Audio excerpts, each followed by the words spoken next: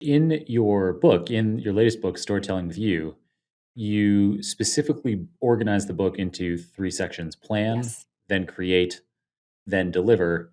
And so it sounds like a lot of what you've been talking about since my preceding question has been related to getting that sequence right and yeah, following the steps along that sequence. Yeah, and so we've talked about some of the content that's in the plan section. So I'll just walk through very briefly what folks will find. So plan, the first chapter is all about audience, being specific about who they are, how to get to know an unfamiliar audience, how to resonate with your audience. And there's a case study that's introduced in the first chapter that I build throughout the book, so you can follow along and see what it looks like in a real world setting. And actually, the final presentation for that is a YouTube video that's online that folks can check out as well. I can send you the link to include for that. So, audience, second chapter, as I mentioned, is all about the big idea and getting your key message clear and concise. Third chapter is compiling the pieces. And so it's all about storyboarding and really putting together a low tech plan of attack. And then chapter 4 is story and how you can take your low plan of attack and now arrange it along the narrative arc, when you might want to do this, how to be successful. And that brings us to the end of the plan section. And the whole middle section of the book is create. There's a chapter on bringing your low tech planning into your tools. So, how to take that framework and set it up so that you're never starting with a blank page. And so your order and story comes into your tools and makes sense. There's even a bit on the tactical, how do you design a slide template and pick colors and fonts and those sorts of things. Then there is a chapter each on content that is graphs. So that's bringing the storytelling with data pieces directly through in terms of designing graphs for communicating. There's a story on, or excuse me, a chapter on words as content, both how you title, but then how you can use words within a presentation on your slides, and then a chapter on images. And so the idea is at the end of the create section, you now have this combination of slides or materials that are going to help you get your information across.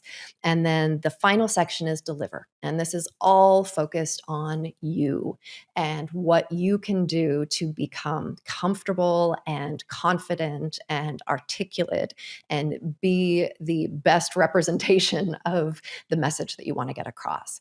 So there's a chapter there on building confidence.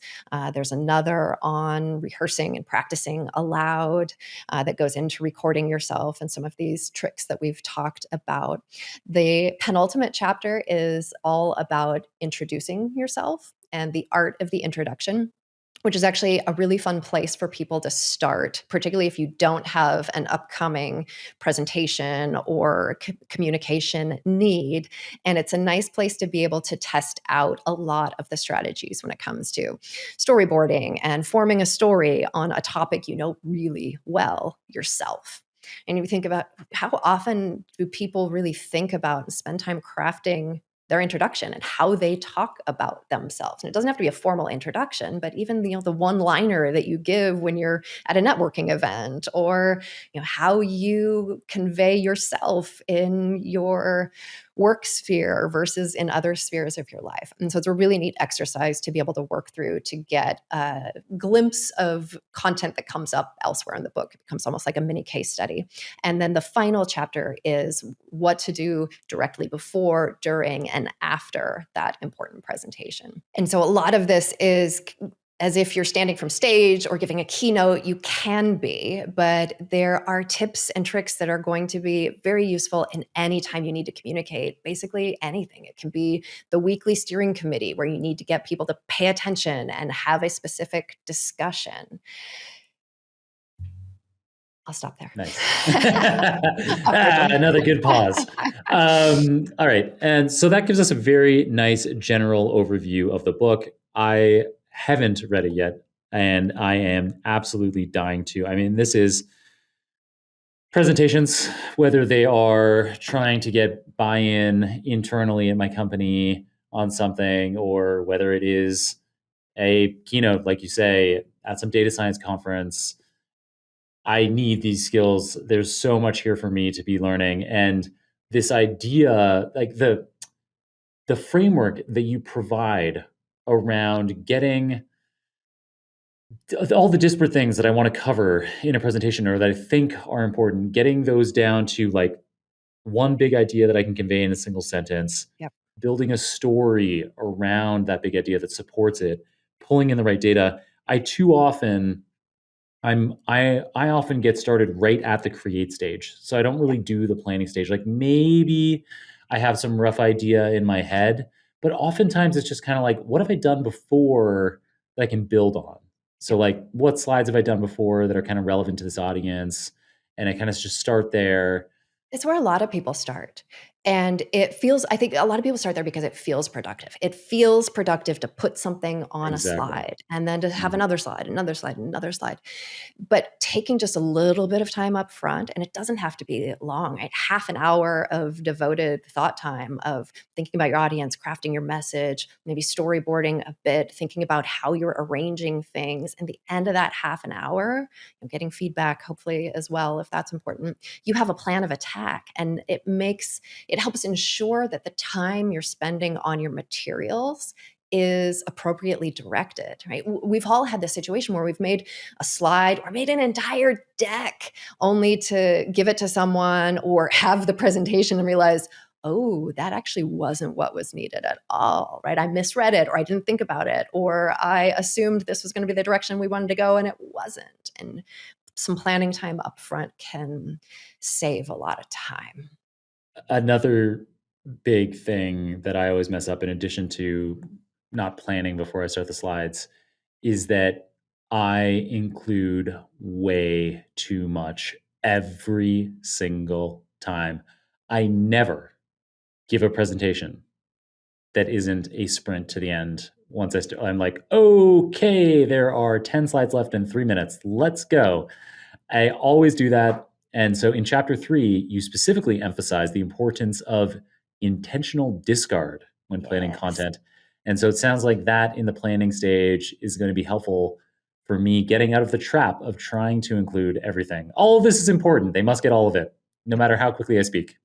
Well, and then you speak more quickly, and then more filler words come. Like it sort of, yeah. You get in this spiral. Less is almost always more, and I'll often give the advice that you can always fill the time. People will have questions, there'll be discussion. Plan less content than you think you need, always. And even if you get done early, people aren't ever mad about that. No, I know, right? Right? They're "Hey, never mad. I It's know I always had great. 30 minutes on the agenda, but I've only taken 20. I've given you the best gift of your day, 10 minutes of your Uh, time back."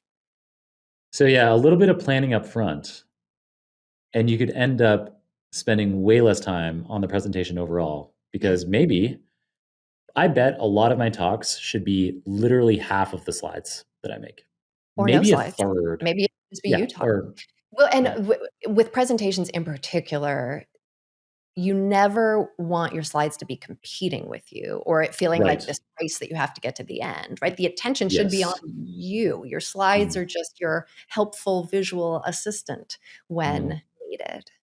And I think Yeah. the presentation, the recording of the case study of storytelling with you is a nice short example of what that can look like in a business setting.